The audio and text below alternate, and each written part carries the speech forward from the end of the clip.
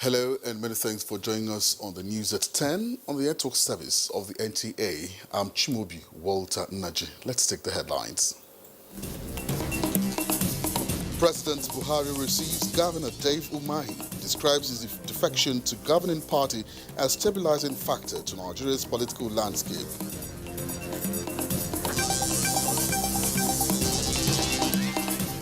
Improved health care delivery in sight as President Buhari inaugurates several landmark projects at the University of Maiduguri Teaching Hospital. Policymakers and sanitation experts advocate synergy among partners to end open defecation in Nigeria.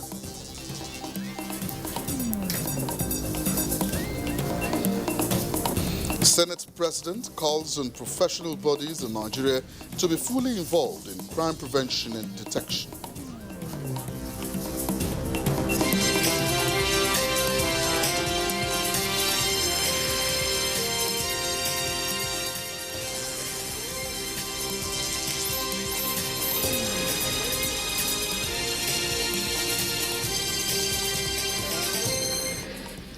Many thanks for being with us. Now, the defection of Governor Dave Umahi of Ebonyi State into the APC has been described as not only a good omen for the governing party, but is a stabilizing factor to the nation's political landscape.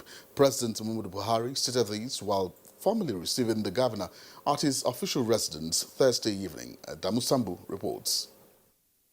Governor Dave Umahi of Ebonyi State was accompanied to the State House by a delegation of the Caretaker and Extraordinary Convention Planning Committee of the APC, led by the Chairman and Governor of Yobe State, Mai Malabuni. Well, you better get it correct. This is coming less than 24 hours after Governor Umahi, who is the chairman of the Southeast Governors Forum, was formally welcomed into the APC family at a grand occasion in Abakaliki, attended by governors and other critical stakeholders of the party. He is here to formally affirm his allegiance, loyalty and support to President Muhammadu Buhari, leader of the governing party and indeed the federal government. Speaking to NTA News after their closed-door engagement that lasted 45 minutes, President Buhari described the evening as one of his best in the seat of government. I admired his courage. I told him it's an environment that has been thoroughly combated to PDP. For him to come out and join us now is a great thing for the party. The party has been very lucky to have him. And it's stabilizing the national politics, for a governor from the southeast, to come back and join APC as a state. Already you, the press, are speculating that he wants to be president. What's wrong with that?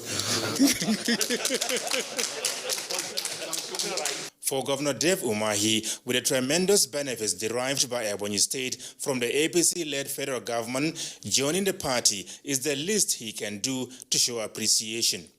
There is every reason for every person from Southeast to re-examine, my purpose of leaving the PDP, and they know that the people of Southeast will have no place in PDP. If you come to my state, you will see quite a lot of development. And these developments were not done with the FAC allocation. They were done by special intervention of Mr. President. I can boldly say that under Mr. President, I have developed Ebonyi State. So if I've been at the periphery and I got all this development for my people, I said, look, we have to play at the center. And moreover, it is important that the people of Southeast should, for once, stop being in opposition. Maybe some other zones are well placed and they can generate money locally. Our people have investment all over the country. Direct investment, not portfolio investment, direct investment. And we need to protect it. If Nigeria is strong, the Igbos will do better. The solidarity of Nigeria is very important to us. So we belong to the center. That's where our people have always been. We feel comfortable playing with the national politics. The chairman, caretaker committee of the APC and governor of Yobe State, Mai Malabuni, is optimistic that the governing party will continue to get bolstered. The entire APC family is very happy because our priority as a party is peace, unity, progress, and national development under the able leadership of our president and leader, President Muhammad Buhari. And we are rebuilding our party. Many more are joining, many more are coming. We are quite excited that the vision of our party leader, President Muhammadu Buhari, the vision of the foundation fathers who brought APC together to be a party for all Nigerians is coming back strong. It is not just one more governor joining us. This is one performing governor, one governor who has given an excellent account of himself in terms of bringing development to his state. APC now controls 20 out of the 36 states of the Federation. From the State House, Adamu Sambo, NTA News. And several landmark projects executed at the University of Maiduguri Teaching Hospital have been inaugurated towards enhancing health care delivery. President Muhammadu Buhari described the event as a reflection of federal government's commitment towards improving lives and livelihoods, as well as creating the enabling environment for growth, peace and progress. Here is State House correspondent Adamu once again reports that the projects were inaugurated virtually by the President. Amongst the impressive projects inaugurated by President Muhammadu Buhari is the 150-bed, fully equipped trauma center, which comes with a helipad to provide latest multidisciplinary care to those in need. Others were the new General Outpatient Department, a complex for the National Health Insurance Scheme, a multipurpose auditorium and conference center constructed and furnished by the Borno State Governor Babagana Zulum, as well as a new hostel for the School of Nursing of the teaching hospital.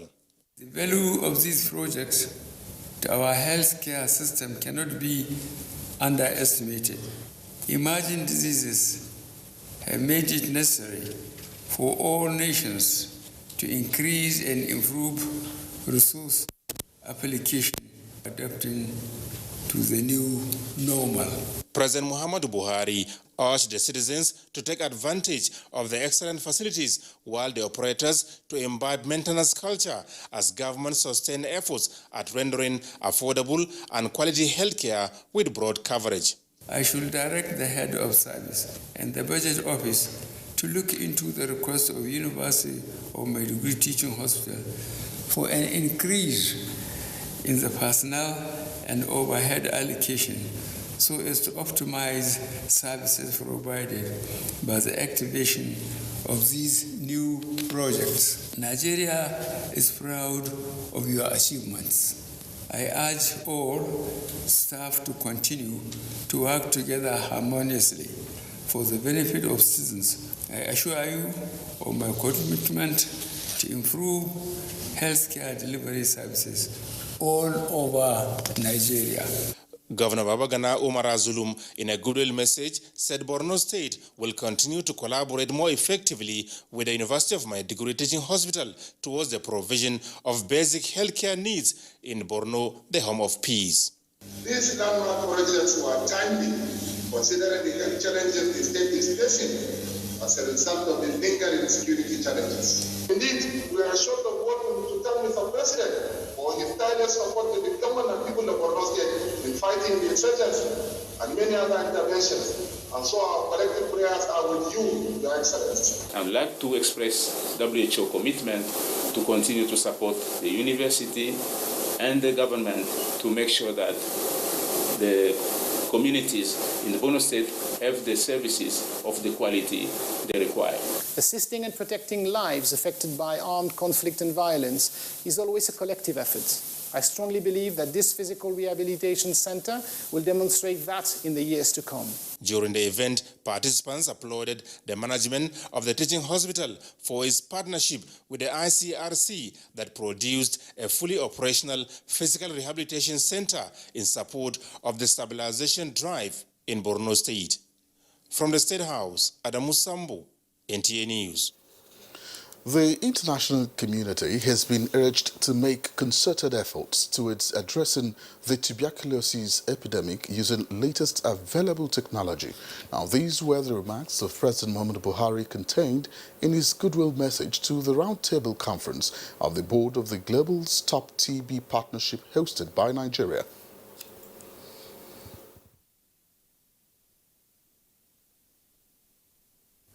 If we fail in the fight to reverse the current trend in TB prevalence, TB will continue to fight us and lead to avoidable loss of lives, especially among the economically productive age group and amongst our most vulnerable groups, especially women.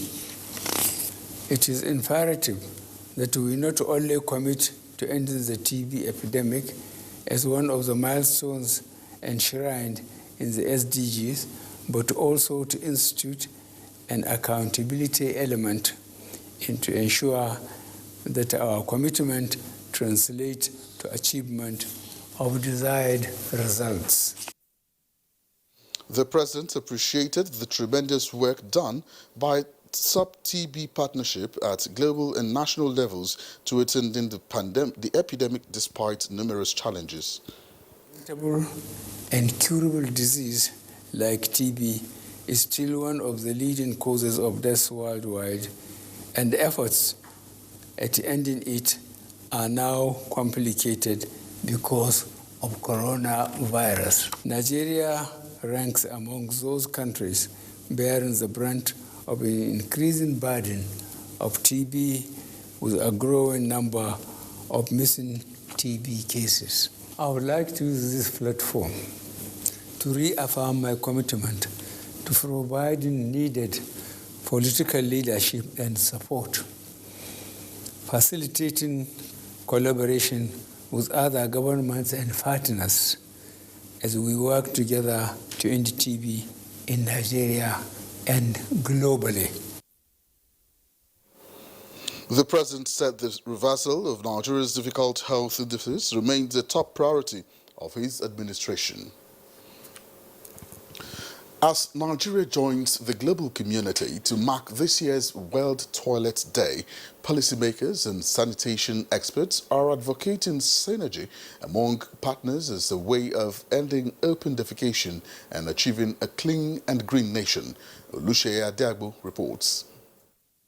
The United Nations campaign on the need for countries to build toilets and end open defecation globally has been intensified.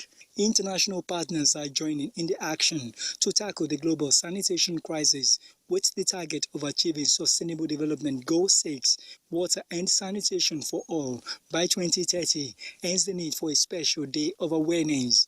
Ukuvuli Eze has been selling food items in Jabi area of Abuja for over 20 years. He tells me he's not aware of the World Toilet Day.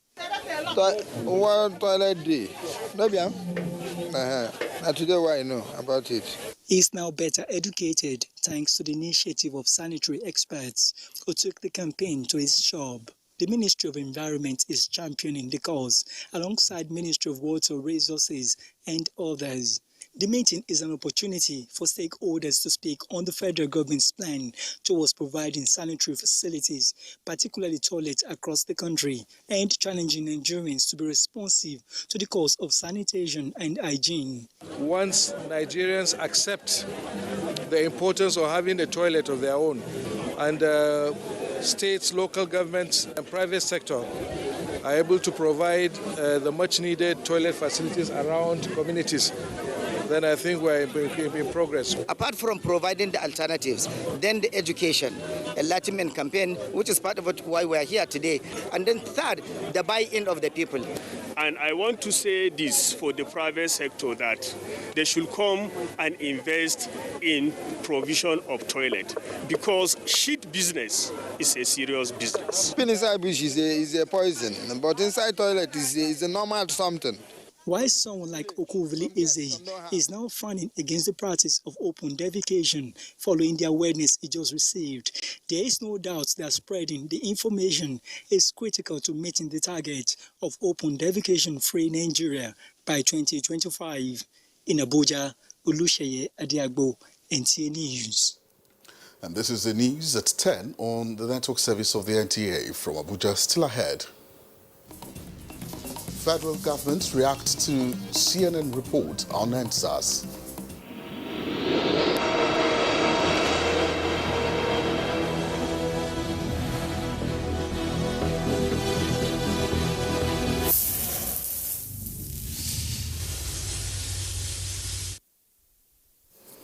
Glad to have you back on the news. Now, lack of funding for the implementation of nutrition activities and cultural beliefs have been identified as leading causes of the high cases of malnourished children under the age of 5 in Kano State. Fatima Sanusi Karaye reports that stakeholders brainstormed on the effects of malnutrition on the socio-economic growth of the society, which may perpetuate the cycle of poverty and ill health. This is 26-month-old Larry, so uncomfortable, crying for food. Will she be able to live to see her 3rd birthday? Statistics from the Kano State Ministry of Health indicates that 10.8% of children within the age bracket of 6 months to 5 years are presently suffering from malnutrition and are prone to life-threatening severe acute malnutrition. To respond to this, stakeholders organized a one-day seminar for health caregivers on the implications of malnutrition. The nutrition officer, Kano State Ministry of Health, Halima Musa Yakase, faulted deficit in dietary diversification and lack of funding of the minimum nutrition service package as some of the reasons for increase in malnutrition-related deaths. They don't have the vitamins or minerals that can fight against the diseases. In the class, you will find out that some of the children, they cannot understand what the teacher is teaching. We want all the health facilities to follow what has been designed in the policy. That is the only way we can have effective health services. Adding that Kano is blessed with abundant natural nutritious food items that are affordable, but parents lack the knowledge. Therefore, experts are advocating increase in funding and implementation of the minimum nutrition service package, as well as create more awareness on how to prepare locally sourced nutritious food for children like Larry at little or no cost. In Kano, Fatima Sanusi Garai, NTA News. Now, efforts of the First Lady of Nigeria, Aisha Muhammadu Buhari, in the fight against the coronavirus has received a boost with the donation of equipment from an international donor, Jack Ma, a co-founder of Alibaba Group. State House correspondent Aleo Kabir reports that the donation came through the headquarters of the Organization of African First Ladies for Development in Addis Ababa, Ethiopia. The consignment, which comprises different types of face masks and other personal protective equipment, came to Nigeria via the headquarters of the Organization of the African First Ladies for Development in Addis Ababa, Ethiopia. For further delivery, the Special Assistant to the President on OFLAT, Muhammad Al-Bishir, has formally presented the items to the Senior Special Assistant to the President on Women Affairs and Administration, Dr. Hajosani, for onward distribution and the utilization of the items. The essence of this laudable gesture contained in a letter attached by the donor, Jack Ma, a co-founder of Alibaba Group, was to support the effort of the First Lady in the fight against COVID-19, bearing in mind that the pandemic is still with us. This one coming from the Jack Foundation and the Alibaba Foundation to us is not too late, because still there is so much need for this type of medical palliatives, especially the face masks. This one we are receiving the consignment. We are very happy on behalf of Her Excellency for this foundation, the Jack Foundation, to remember African First Lady and to send this consignment through the Organization of African First Lady for Development in their office in Addis Ababa. And everybody knows the world and Africa especially, we're all going through the challenges of this pandemic, this COVID-19 pandemic, and it'll go a long way in saving lives and protecting our citizens, both women and especially children, because there's a consignment specifically for children in this, which is very touching. We're moved by this. The First Lady, however, cautioned all Nigerians to remain proactive in taking precautionary measures towards curbing the spread of COVID-19 to ensure total control of the pandemic. From the State House, Aliu Kabir, NTA News. And new data from the Nigeria Center for Disease Control (NCDC) indicates 146 new cases of COVID-19 have been recorded in Nigeria, bringing the total number of confirmed cases to 65,839. Of these, 146 new cases recorded in 11 states and the FCT. Lagos has 62, FCT 23, Kaduna 21, Ogun and Rivers states have 12 cases each, as Ondo records 5. Oyo and Plateau have 3 cases each, as Bauchi and Katsina have 2 cases, while Kano has 1 case. Lagos has altogether confirmed 22,766 COVID-19 cases, followed by the FCT with 6,422. Plateau is coming third with 3,733 cases, and Oyo has so far recorded 3,698 cases. A total of 61,573 recovered patients have been discharged, with an unfortunate 1,165 deaths on record. Now, the federal government says it will not condone a situation where some self-styled human rights bodies and jaundiced media organizations will continue to harass the country's security agencies over the rule during the NSAS crisis across the country. Now, this was contained in a media briefing by the Minister of Information, Lai Mohammed, in Abuja. Anthony Forson has the report. It's no longer news that the NSAS protest last month degenerated into mindless violence after it was hijacked by hoodlums, which in its wake left lingering issues begging for answers. But let's take the matter on its merit. The NSAS protesters came up with 5 demands. The federal government accepted and in a swift reaction conceded to the demands, with President Muhammadu Buhari assuring that the disbanding of SARS is the first step in our commitment to extensive police reforms in order to ensure that the primary duty of the police and other law enforcement agents remain the protection of lives and livelihoods of our people. The federal government was indeed responsive and responsible in meeting the demands of the NSAS protesters, but frowned at the use of fake news and disinformation, which aggravated the crisis and paved way for foreign media to equally mislead the rest of the world. The irresponsible use of the social media by some unscrupulous persons aggravated the violence that erupted in the wake of the NSAS protests and helped to precipitate the violence. CNN goofed in a preconceived stance that the soldiers who were deployed to Lekki toll gate indeed shot at protesters, killing some of them. CNN relied heavily on unverified and possibly doctored videos, as well as information sourced from questionable sources, to reach its conclusion. This should earn CNN a serious sanction for irresponsible reporting. While the National Economic Council has directed that panel of inquiry be set in all the 36 states and the Federal Capital Territory, people with genuine complaints backed with facts should approach the panel. The federal government, Lai Mohammed maintained, appreciates the role of security agencies for acting professionally through the show of utmost restraint all along the NSAS protests and the ensuing violence. Therefore, right groups should cease inflaming passion. It's also disheartening that the human rights organizations have not seen anything wrong in the mindless violence that was perpetrated in the name of NSAS.